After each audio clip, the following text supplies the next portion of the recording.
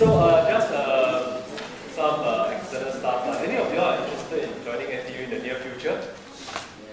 Yeah, okay, that's good. I hear, yeah, that's good. That's a good start. Okay, for anyone else who's interested, there are all these books here in the front. It's for you to collect, okay, if you all are interested in finding out more about what the courses are in the future. I mean, NTU, if you are planning to join NTU. Okay, for now, right, this talk will be from the Division of English, and the talk will be presented by our Assistant Professor Jane Wong, and her topic will be on does literature matter? Okay, so. Thank you. First of all, good afternoon, and thank you all for being here on a Saturday afternoon. And of course to the School of Humanities and people from Communications who have provided us with this opportunity to have the event here. Today's talk, it's actually a shortened title of what our original, my original paper.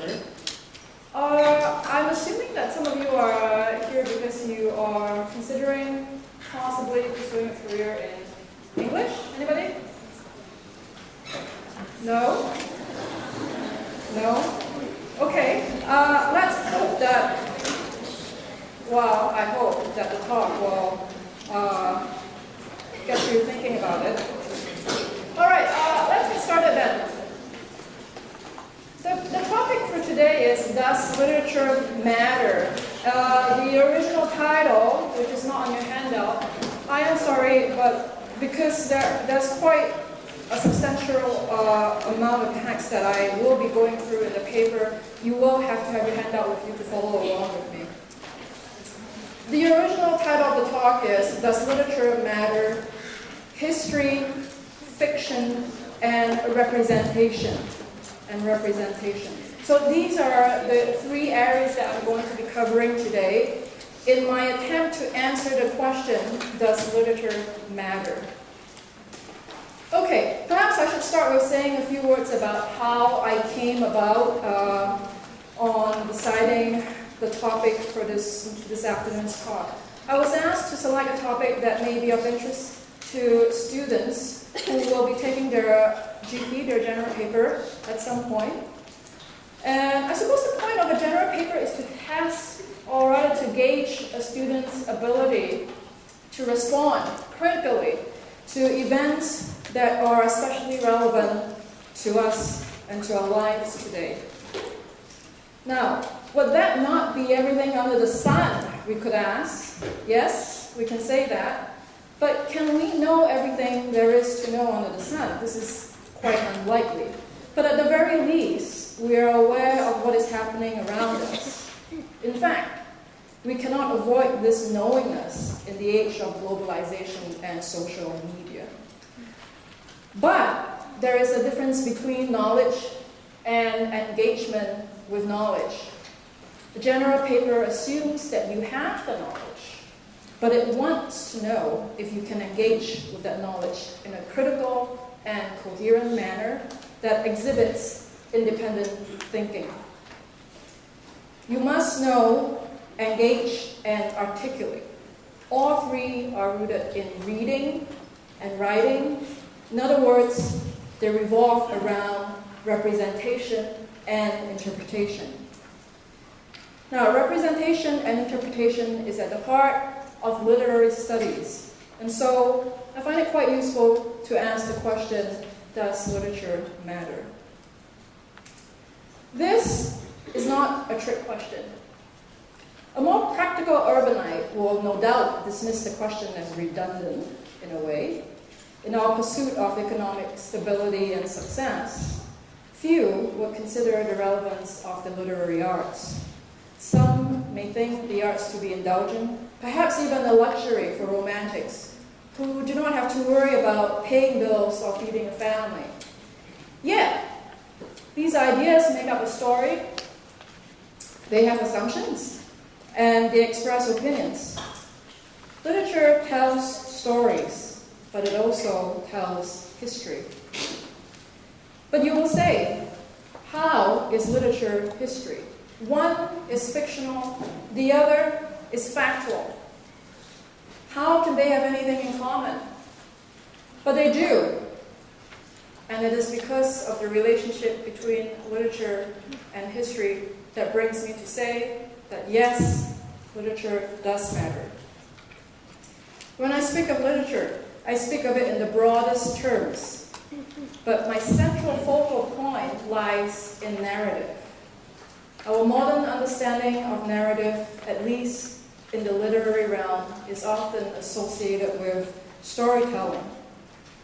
Storytelling is often implicated with fiction.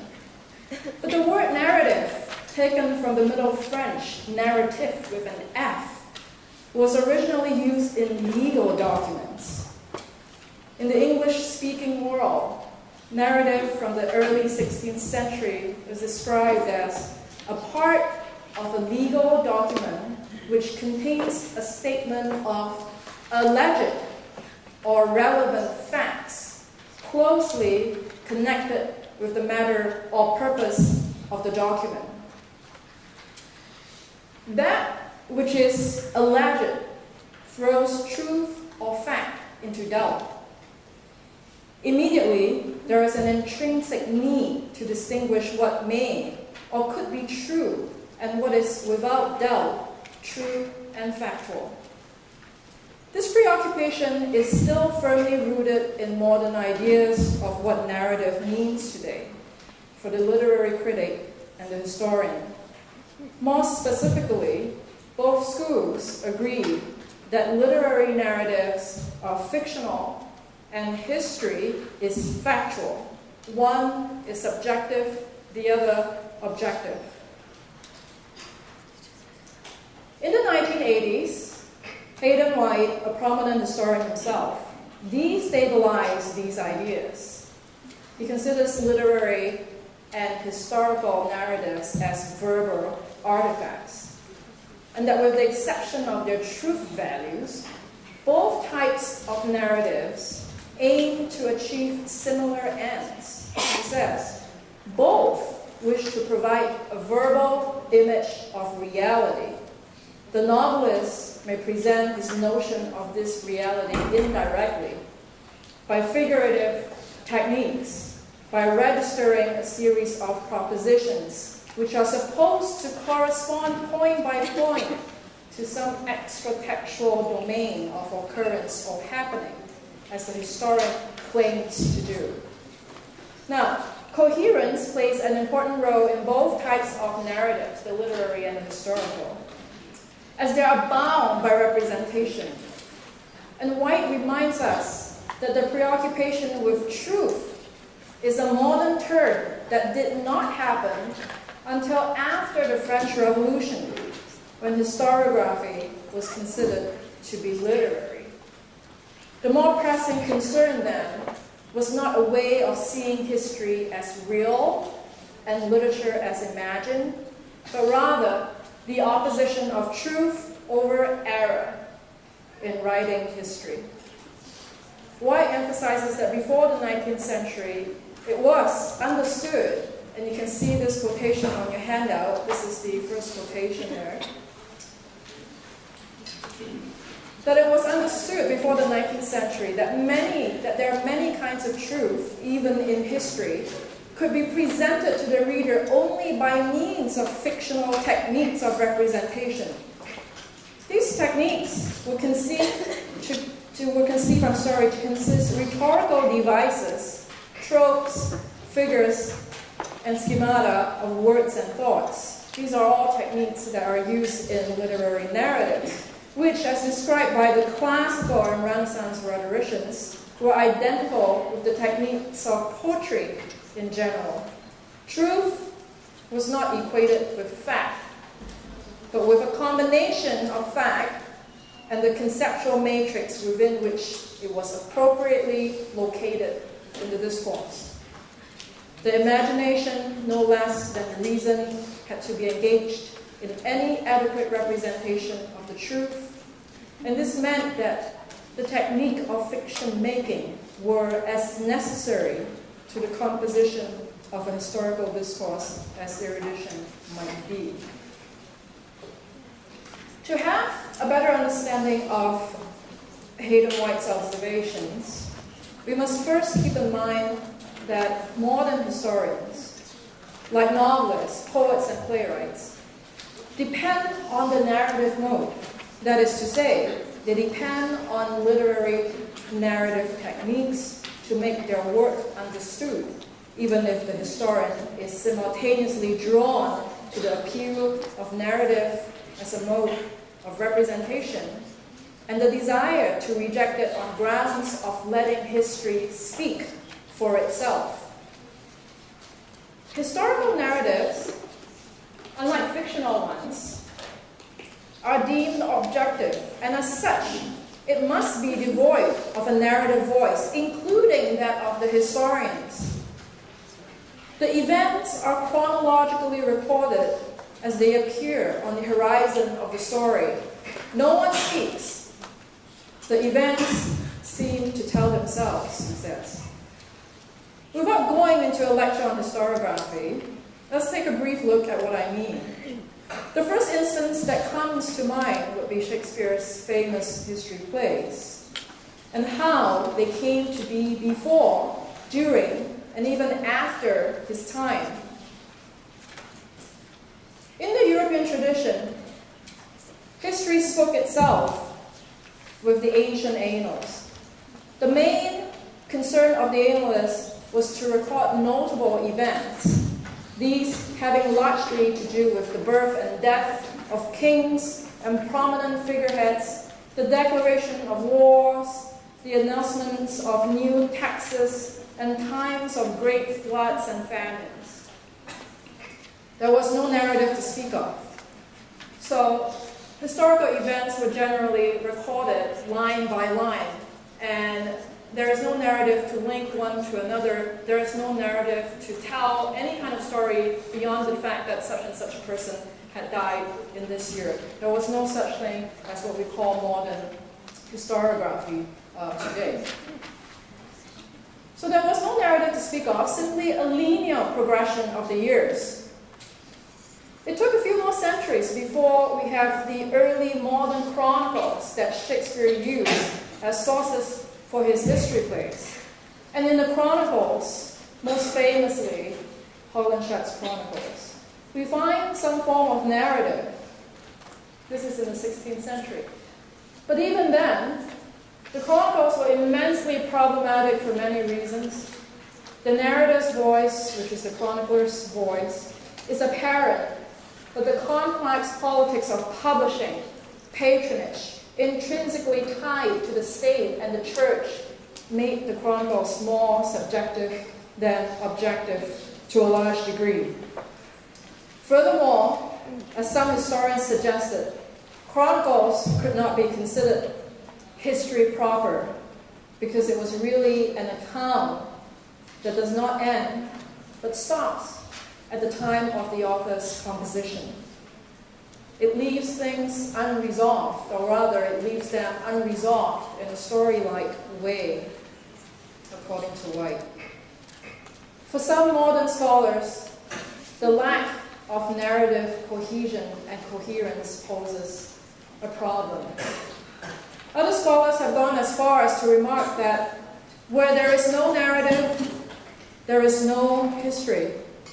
And others, like Peter Gay, have noted that historical narration without analysis is trivia. Historical analysis without narration is incomplete. If the value of history lies in analysis, then the value of literature lies in interpretation. In Walden, Henry Thoreau writes that there are probably words addressed to our condition exactly, which, if we could really hear and understand, would be more salutary than the morning or the spring to our lives, and possibly put a new face of things for us.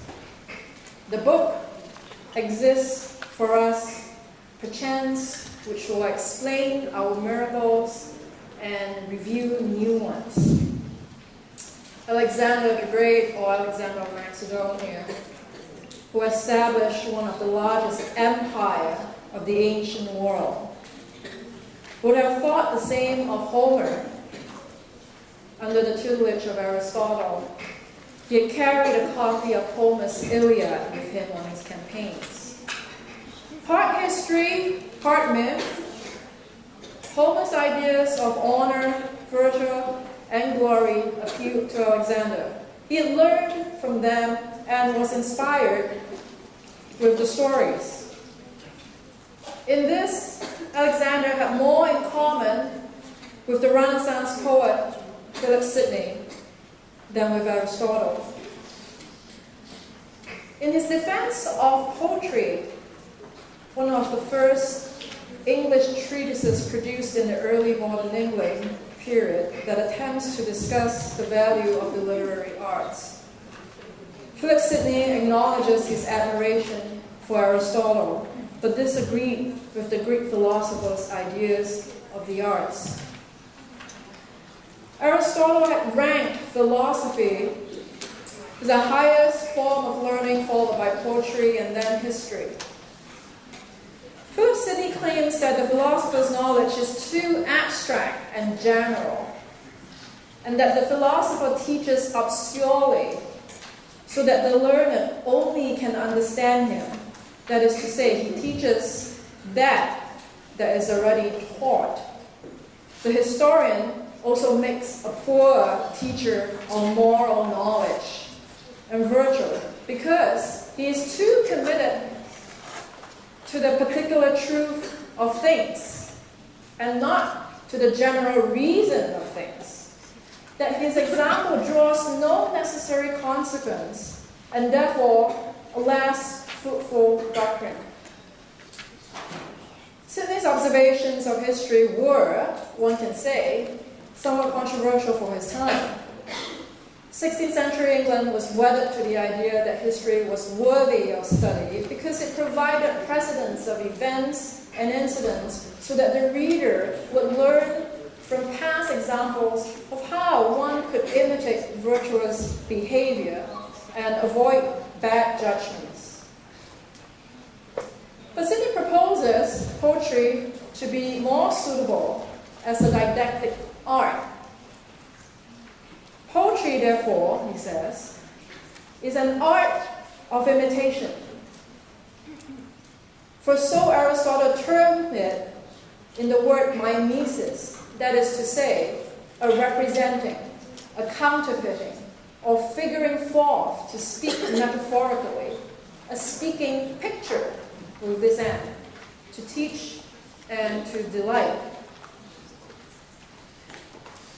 Because the poet is able to do so, Sidney raises poetry as the highest form of knowledge above the philosopher and the historian, and in fact, the poet further exceeds what the philosopher and historian can achieve. If you can look at your handout, the second quotation. This is again from Philip Sidney, who is defending poetry.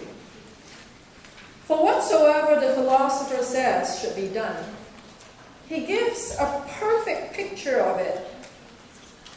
It is someone by whom he presupposes it was done.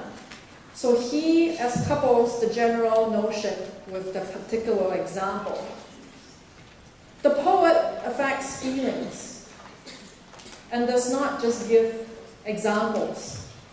The philosopher teaches, but he teaches obscurely, so as only the learned can understand him. That is to say, he teaches them that are already taught. Poetry is more philosophical than history, as the historian is trapped with facts. The poet uses the facts of the historian, but he makes them more noble by using the imagination in the creative process. The poet then can teach virtue, which is one of the central functions of tragedy. Evil men who experience evil fortune end in disgrace. The poet moves men. Philosophers teach as well, but the poet can move men to desire the good for action that is greater than knowledge. The philosopher is concerned not only with the end truth, but making the means of achieving this end pleasant. Poetry is even capable of making the unpleasant like war and horror pleasant in terms of the means through which it is presented. Literature matters precisely because it can do what history and philosophy fails to do for a number of reasons. One, in using concrete images as opposed to abstract ones, it reaches a far wider audience. Sidney uses Aesop's fables as an example. For Sidney, the universal approach that addresses the particular is far more appealing than what he calls thorny and misty arguments that need special guidance to be understood. Two, history tells, as some modern historians have noted, but it does not analyze nor reflect. It is the latter that I am concerned with when we ask ourselves if literature matters. I will demonstrate that even though modern historiography has changed from the chronicles of Shakespeare's time and Sidney's era, his perception of what literature can do is still strikingly relevant today, especially if we focus on the notion of reflection and, more importantly, meaning-making. In a globalized age, literature still serves a didactic purpose. But perhaps more importantly, and more relevant to us, it bridges peoples and cultures. For Hayden White, the narrative, whether it be historical or literary, is appealing to all of us. He agrees with other scholars who believes narrative is an important part of human life, that it is simply there, like itself. It is international, historical, and transcultural. However, in the past decade or so, literary critics themselves have been more critical of this aspect of literature than ever before, especially in facing what we call world literature today.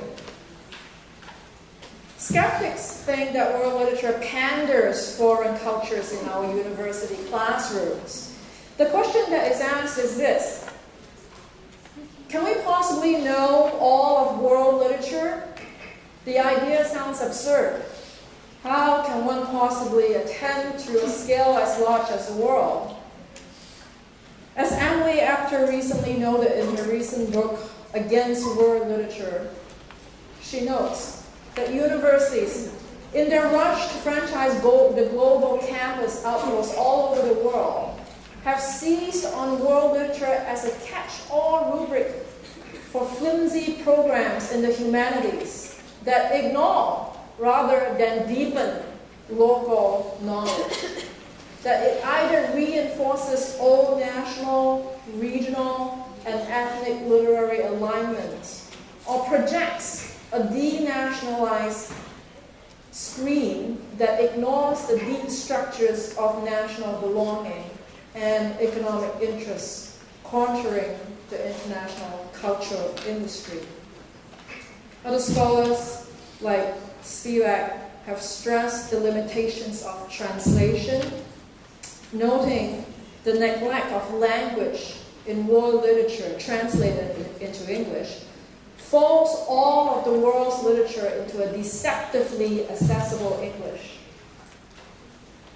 Pankaj Mishra expresses concern that reduced to an all-readable English, the so-called global novel in the likes of Kazuo Ishiguro, Jhumpa Lahiri, Haruki Murakami trivializes and risks obscuring the traumas of the post-colonial world. But we cannot deny that it is perhaps through the reduction or simplification of complex cultural meanings, which remain somehow untranslatable, that peoples around the world are exposed to cultures foreign to theirs, however reductive the literary narrative may be. I want to use a classic example recorded by an anthropologist in the 1960s to demonstrate this point. American anthropologist, cultural anthropologist, in fact, Laura Bohannon, published an account of her time in West Africa, where she observed the cultural practices and the rights of the native tribe. The title of this article, this report, is called Shakespeare in the Bush. It's actually quite a fascinating account if you ever get a chance to read it at some point. Again, the title is called Shakespeare in the Bush. Now, because of the wet weather, it was sort of a rainy season when she was visiting these tribes, both anthropologists and the tribe were confined to indoor activities. And one day, the elders of the tribe invited the anthropologists to join them around a fire where they enjoyed home-brewed beer and exchanged stories. According to the anthropologists, storytelling is a skilled art among them. Their standards are high and their audiences critical. And so, you can imagine she was naturally nervous when they invited her to tell a story from her culture, or rather from the Western world. The story that she chose to tell was Hamlet. And here is an excerpt of the account. This is a very reduced, condensed account that you have in your handout, which is quotation 3. She says in her report of this event in which she's invited to tell a story, and she chose Hamlet, that the old man, one of the elders, the old man handed me some more beer to help me on with my storytelling because she was getting nervous. Men filled their long wooden pipes and knocked coals from the fire to place in the pipe bowls. Then, puffing contentedly, they sat back to listen. I began in the proper sound. Not yesterday, but a long time ago, a thing occurred. One night, 3 men were keeping watch outside the homestead of the great chief. The word king is being replaced here with chief, simply because the tribal members could not quite grasp the concept of an ancient king here in the Western context. So one night, 3 men were keeping watch outside the homestead of the great chief, when suddenly they saw the former chief approach them. And the elders responded, why was he no longer their chief? He was dead, I explained. That is why they were troubled and afraid when they saw him. Impossible, began one of the elders, handing his pipe on to his neighbor, who interrupted. Of course, it wasn't the dead chief. It was an omen sent by the witch. Go on. There was a generous shaking of heads around the circle. And another elder commented, had the dead chief no living brothers? Or was this son, Hamlet, the chief? No, I replied. That is, he had one living brother who became the chief when the elder brother died. In our country, she says, the son is next to the father. The dead chief's younger brother had become the great chief. He had also married his elder brother's widow only about a month after the funeral. He did well, the old man beamed and announced to others. I told you that if we knew more about Europeans, we would find they really were very much like us. In our country also, the younger brother marries the elder brother's widow and becomes the father of his children. Now, if your uncle who married your widowed mother is your father's full brother, then he will be a real father to you. Did Hamlet's father and uncle have one mother? You can see the story is getting a bit mangled now, right? Those of you who are familiar with the story. The anthropologist was told that by the elders that the genealogical details made all the difference, and that this young anthropologist should go home and consult the elders about these matters. Trudging on, she was already getting quite irritated with the interruptions. Trudging on, she told them that she had to explain to them that Hamlet was so upset because his mother had married so shortly after his father's death, and that in this culture, the widow should mourn for 2 years before remarrying. And she was interrupted yet again. If you go back to your handout where I just stopped. 2 years is too long, objected the wife, one of the elders' wife. 2 years is too long. Who will hold your farms for you when you have no husband? One of the younger men asked the anthropologist, who had married the other wives of the dead chief. He had no other wives, I told him. But a chief must have many wives. How else can he brew beer and prepare food for all his guests? And so, the anthropologist is constantly interrupted, and she finds it somewhat mangled in the end, the story, because the questions that were posed undermine the meaning of the story. Nonetheless, the questions themselves proved more important than the tribe members' understanding, or rather lack of understanding, of the larger themes that we often associate with the story of Hamlet.